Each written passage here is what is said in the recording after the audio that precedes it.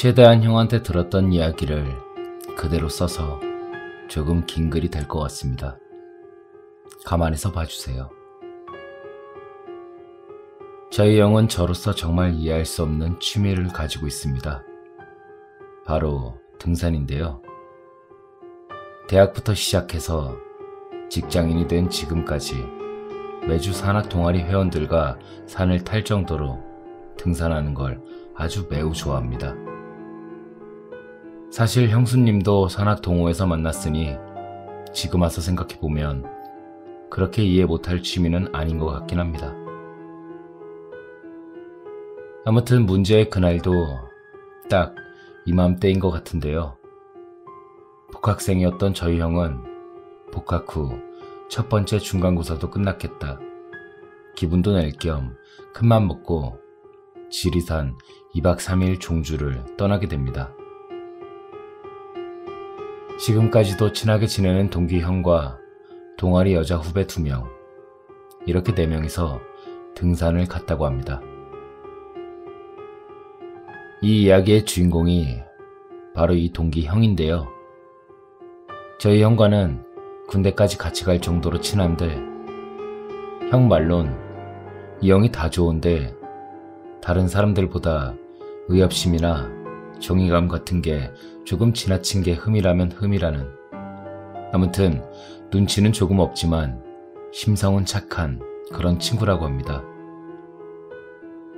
혹시 모르니 이름은 가명으로 하는 게 좋을 것 같으니 제 친구 이름인 승훈이라고 하겠습니다. 그리고 이야기의 또 다른 주인공은 여자 후배 중 한 명인데요. 편의상 A라고 하겠습니다.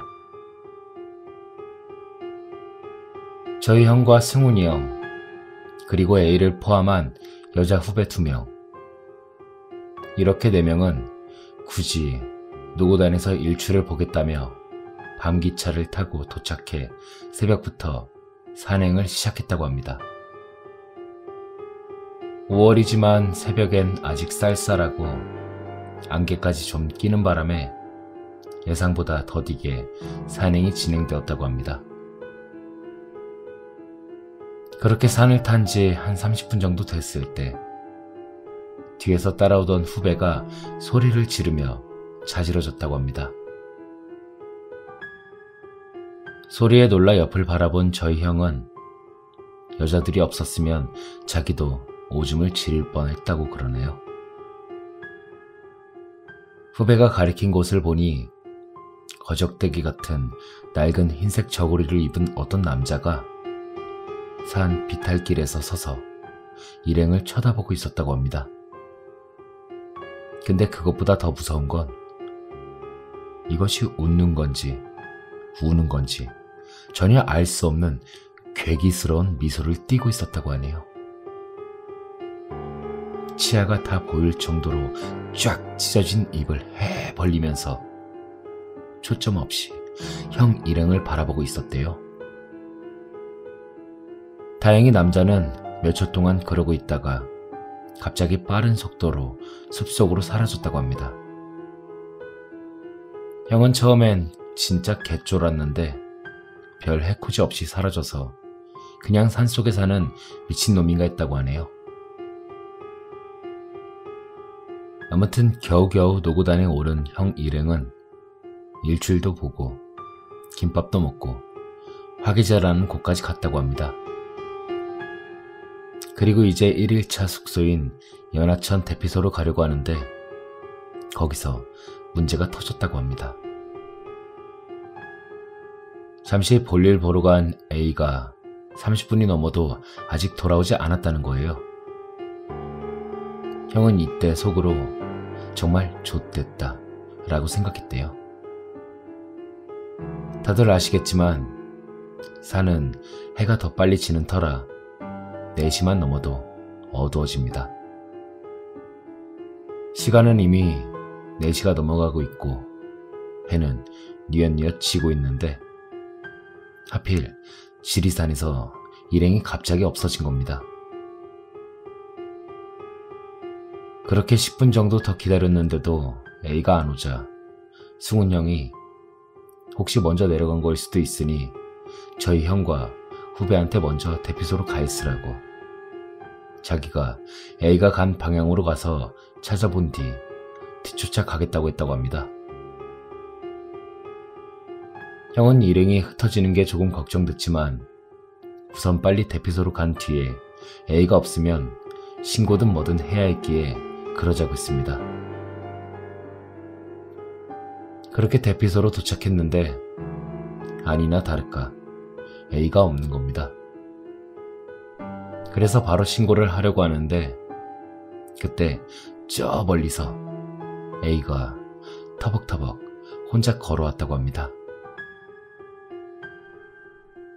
그래서 이게 어떻게 된 일이냐고 물으니 볼일을 보러 갔다가 왔는데 저희가 안 보여서 그냥 혼자서 내려왔다고. 형은 그때 여자를 때리고 싶다는 생각을 처음으로 할 정도로 정말 많이 화가 났지만 일단 무사히 돌아온 거에 감사하기로 생각했다고 하네요. 근데 진짜 문제는 A가 아니라 승훈 형이었습니다. 아무리 기다려도 승훈 형이 오지 않았다고 하네요. 형이 전화를 해도 받지 않았고 해는 이미 져서 암흑천지고 날씨는 점점 추워지는데 승훈 형이 돌아오지 않으니까 형은 공원 사무소에 큰일이 생긴 것 같다고 당장 찾아달라고 울고 불며 신고를 했다고 합니다. 그렇게 사무소 직원분이랑 119 대원분이 도착해가지고 출동하기 직전 직원분은 혹시 모르니까 전화를 계속 해보라고 해서 전화를 했는데 그때 승훈 형이 받았답니다. 근데 그때 승훈 형이 받자마자 막 악! 하면서 아주 미친 듯이 소리를 질렀대요. 영문을 알 수 없는 소리에도 직원분과 대원분이 아주 감사하게도 침착히 승훈 형의 위치를 찾아내 형을 데리고 돌아왔는데 형 말론 승훈 형의 상태가 아주 말이 아니었다고 합니다. 넋이 나간 데다 눈에 초점이 아예 없었다고. 그렇게 겨우 정신을 차린 승훈 형한테 어떻게 된 거냐고 저희 형이 물었습니다. 그리고 여기서부턴 저도 조금 무서운데요. 승훈 형이 저희 형한테 했던 말을 최대한 옮겨볼게요. 너희와 헤어지고 A가 사라진 쪽으로 간 지 얼마 있지 않아. 비탈길 아래에서 A의 목소리가 들렸어. 오빠, 나 좀 살려줘. 발목이 삔 것 같아.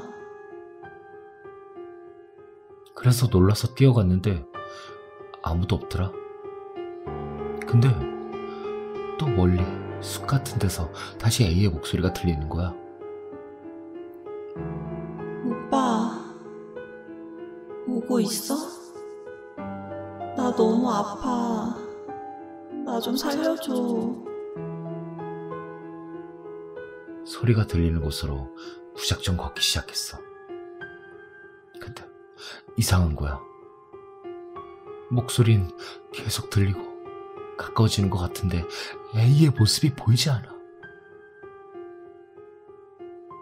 그렇게 한참 걷다 보니 내가 지금 어디에 와 있는지 도저히 모르겠더라. 너무 소름이 돋고 무서웠어. 그래서 너한테 바로 전화를 걸었어. 근데 너는 받지 않더라고. 그리고 곧바로 전화벨이 울렸어. 너한테 전화가 온 거야.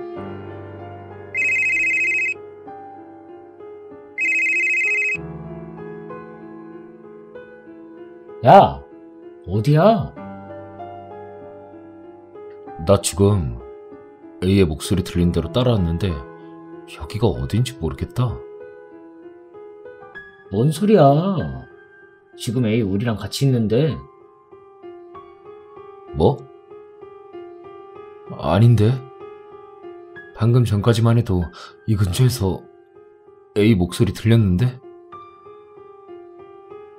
무슨 소리냐고. A 지금 우리랑 같이 있어.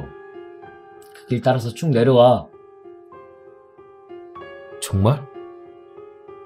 알았어. 빨리 갈게. 근데 그 길? 너 지금 나 보여? 이때 갑자기 전화벨이 울렸어.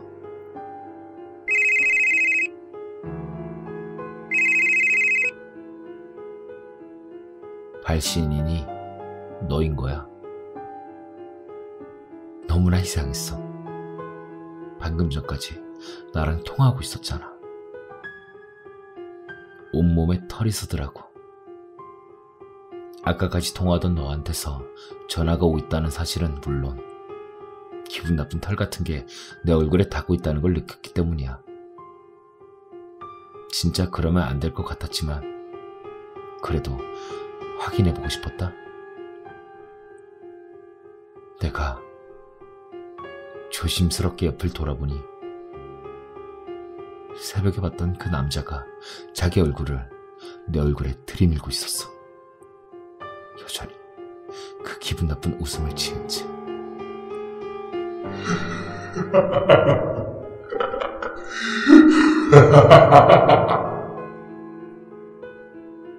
앞뒤 생각할 거 없이 막 도망쳤어. 도망치면서 네 전화를 받았고 미친 듯이 소리를 지른 거야. 살려달라고. 빨리 나 데리러 오라고. 그렇게 도망치면서 돌아봤는데 여전히 남자가 날 보며 웃고 있었어. 그리고 말했어. 그 목소리 지금도 선명하게 기억해. 분명 네 목소리였어.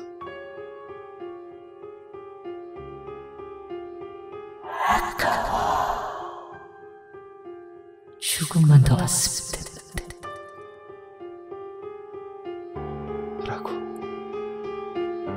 웃고 있는 입에서 그대로 네 목소리가 나오고 있었어. 승훈 형이 해준 이야기를 듣던 형 일행은 물론 대피소에 있던 사람들 모두 도무지 믿을 수 없는 표정으로 벙쪄가지고 있었다고 하는데 솔직히 저였어도 그 상황에선 믿기가 조금 어려웠을 것 같아요. 근데 그때 사무소 직원 중 나이가 좀 있으신 분께서